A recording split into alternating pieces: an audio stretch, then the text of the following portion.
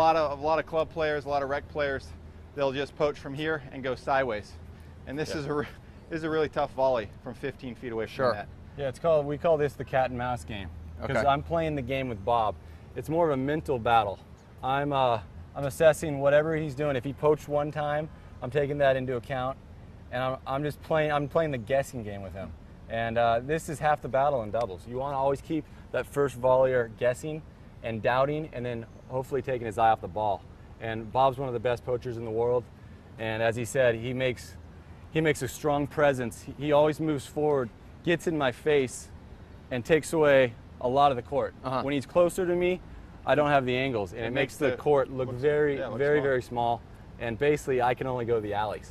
And we recommend, if you're playing a good volleying team, poach on them early. You know, put some doubt and fear in their mind. Get in their heads. And you know, they'll start getting tighter and they'll start thinking more, and you can't think and hit a good volley. You know, it's got to be reactive. They might stone a couple. Yeah. Okay, exactly. well let's run through it slow-mo once. Okay. See how it works, and then we'll ramp it up, and then we'll talk about the particulars of the technique. Definitely. Okay. Okay, I'm hitting an air serve right here, because we're just working on the volley and the poach. All right.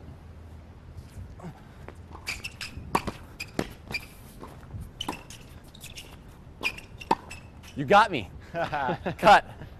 Cut. Do it again. Pros aren't supposed to lose. We'll edit that out. We're editing it out. Don't worry about it. All right, here we go.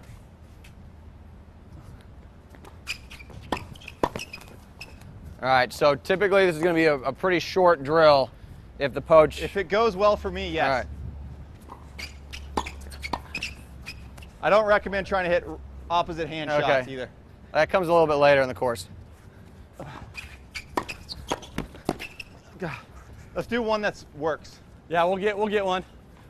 Here we go. Here we go. Nice. If you see, Bob's right on the net. You know, you never want to be poaching back here, moving laterally. A lot of times I see Bob when he's contacting the ball, he's right here. Yeah, he's right on top of you. And you don't have to be that fast. All you have to do is get to net, get as close as possible, and then make one big step out.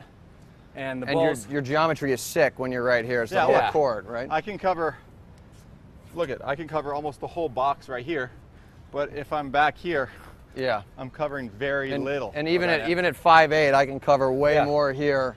Tennis becomes very easy right here. Yeah. You got to be really talented to hit a good poach volley from back there. I mean, we're popping balls in the stands over the net. I mean, you're literally using, like, this here is not possible when you're back here. Like, no, you know. I mean, there's times where you have to do that and you want to work on it, but, you know, your percentages are up here at the net. That's what we had the, was it RDC drill, was the stuff back here. That worked. Now, now, you know, we're working on the poaching. Why don't we shadow the movement again, just to see, because it was, you're very much coming up, split, and then you cross, so you're not telegraphing it. No, exactly. When Mike's returning, I'm pretending this is Mike. Off a first serve, I'll hang back a little more.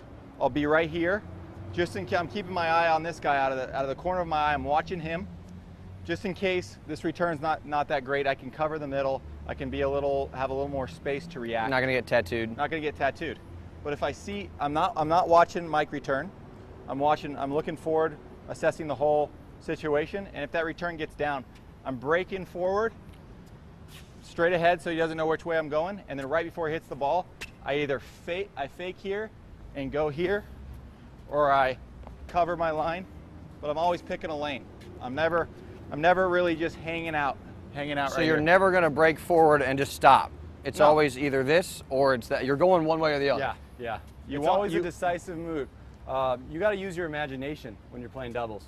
You got to imagine where you think the ball is going to be, and that's where you make a decisive move. You're thinking one play ahead. You're always thinking one place or another. And so he's imagining, if he's going to poach, he's imagining the ball is going to be right here, and he goes and gets that imaginary ball. Okay. And I mean, he's one of the best at it. But if you're doubting and you're not really thinking where the ball is going to be, then you're not making the correct split step. You're hanging back, and then it's too late. It's happening so quick. You got to use your imagination. So I think the key point here, and this is super important, is that rec players are probably going to be like they're going to wait and see where the ball goes and then make their move. And by then you're done. You don't have enough time. You are, like you said, decisive. You say, I think the ball's going to be here, and you make that move. And if the ball ends up where you think it's going to be, then you knife it. And a lot of times, you'll know you're poaching before the point starts. You know that the guy has gone up my line a few times in a row. So this is a big point. I'm going to make the move and go win the match. I'm going to go get that ball in the middle. So you just move forward, get all over the net, and make one decisive step to that imaginary ball, and you're breaking right when he hits the ball, and you're just gonna count and trust yourself that ball is gonna be there, and you're gonna put it away. Okay, so let's review the technique one more time. It's here, come forward, just running right at you, Mike. Split, and I'm either going to cover the line or I'm going to cross. And you kind of do cross. I mean, if you're right up on the net, you're obviously moving straight to the side. But if you're splitting like here, it'd be a diagonal move. Definitely a diagonal move. Yeah, here, up, forward, and then break here. And when you're pretty close, if any ball gets over here, you'll have the reactions to to fight it off. The only volley that beats you is usually the one right here in the alley. Okay. So it's a good play to get close. And when you do get that volley, you don't just hit it back, to the returner. You punch that thing right through the middle, right through the middle to the net guy, and you get the ball on the ground because if I was here, I'd just go. You want to hit it down right at through the middle. Okay. Oh, down through the middle. That's right the there. best spot in doubles off the poach, unless you can be up here and just put it off the court. Yeah. But the bread and butter is to go through the middle, down their feet, at their shoelaces. Okay, so I'm going at Grant's shoes. That's almost a guarantee. Okay. You see, when you're up here, the volley is way easier. There are no tough volleys. Yeah, there are no tough volleys, and even if you kind of, stone one, you're right here, it's probably still going to go over. Yeah, the key to the volley is getting it while it's high. Yep. Because when you're up here, you've got a lot of court to work with. You can put it away. Volleys that are low are tough. They're tough on anyone. We hate hitting low volleys. Sure. They're not easy. You have to hit up, which puts yourself in a defensive position. Yeah.